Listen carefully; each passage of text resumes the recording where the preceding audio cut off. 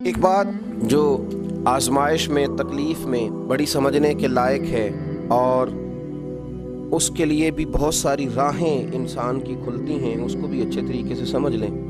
کئی دفعہ زندگی میں ایسا ہوتا ہے کہ انسان پر مشکلات آتی ہیں تو وہ کوئی سبب اختیار کرتا ہے، کوئی تدبیر کرتا ہے تو اللہ اس کے لیے آسانی فرما دیتا ہے۔ بیمار ہونے والے نے دوا استعمال کی، مناسب پرہیز کیا، اللہ نے شفا عطا فرما دی۔ کسی جگہ کسی منزل پر سفر کرنے والے کسی شخص نے گاڑی حاصل کر لی، صحیح رستے کا آغاز کیا اور وقت پر سفر شروع کیا تو اس کی منزل آ گئی۔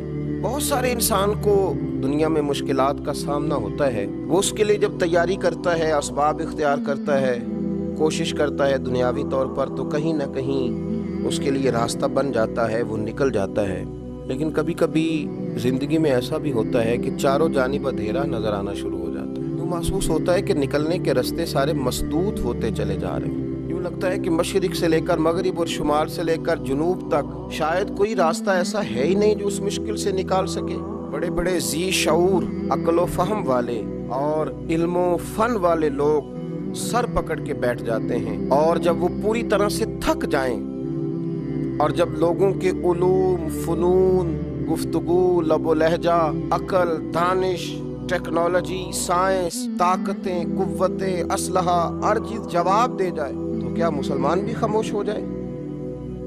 جب سب علم و فضل والے ہتھیار پھینک دیں اس وقت پھر کیا رستہ اختیار کیا جائے کہ رستہ بن جائے، آسانی ہو جائے، منزل کی طرف بڑھنے کے لیے سواری کا بندوبست ہو جائے؟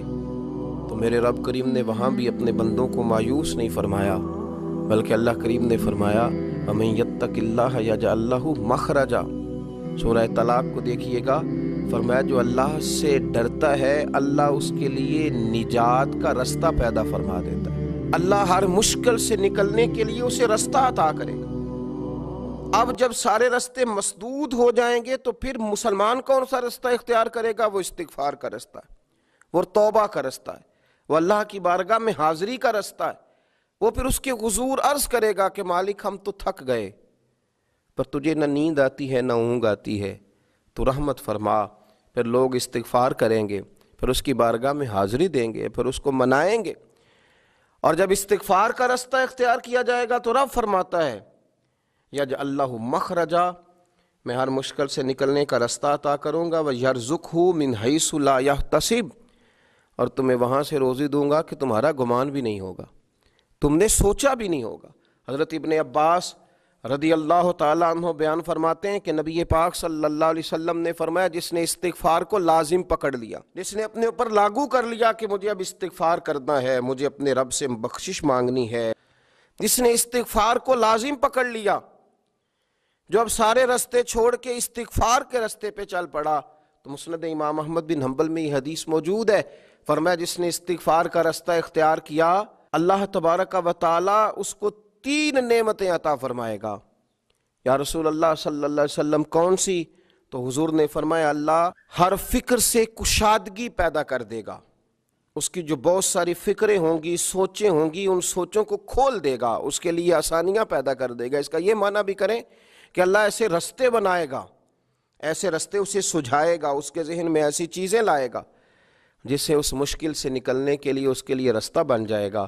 اور پھر نبی پاک صلی اللہ تعالیٰ علیہ وآلہ وسلم نے ارشاد فرمایا کہ اللہ تعالیٰ اس کے لیے ہر تنگی سے نکلنے کی راہ پیدا کر دے گا۔ ایک تو اس کے فکر کو کشادگی دے گا، اس کی سوچ کو کھول دے گا، ایک ہر تنگی سے نکلنے کے لیے رستہ بنائے گا۔ جب گھٹن ہو چکی ہوگی، اندھیرا چھا چکا ہوگا، تو جو استغفار کو لازم پکڑے گا اللہ اس کے لیے رستہ بنائے گا۔ اور تیسرا میرے پیارے حبیب علیہ السلام نے فرمایا رب وہاں سے رزق دے گا کہ کبھی اس نے سوچا بھی نہیں ہوگا۔ تو جو استغفار کو لازم پکڑے اس کی اللہ فکر کو کشادہ کر دے گا، اللہ تنگی سے نکلنے کا رستہ بنا دے گا، تو اللہ تبارک و تعالیٰ اس کے لیے وہاں سے رزق کا بندوبست کرے گا جہاں سے اس نے کبھی سوچا بھی نہیں ہوگا، واپس لوٹا جائے، استغفار کا رستہ اختیار کیا جائے۔